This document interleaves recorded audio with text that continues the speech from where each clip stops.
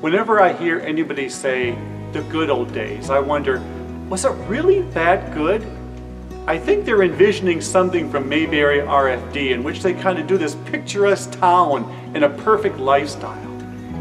But it probably wasn't that good.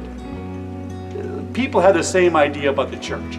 If we could only recapture the early church, they say, if we can only get back to the New Testament church, they believe, then we'll be the church that God had envisioned. Really? For the next 8 weeks, we're going to have a sermon series based on 1 Corinthians. We're going to be handing out this booklet on Sundays. You can also go online for it, one per family. And in that, we're going to take a look at this first early church. And it wasn't that good. Paul set up a church in Corinth. 2 years later, he leaves. And in a very short period of time, there are factions within the church. They're getting drunk at the Lord's Supper. They're debating whether or not Jesus actually rose from the dead. And there was at least one incestuous relationship in the church that nobody said anything about.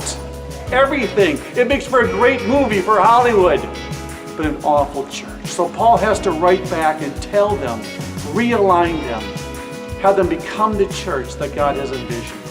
Now, today, we're still not that church.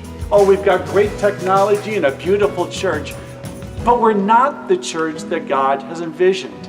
We've never been, because we're broken, fallen, sinful creatures.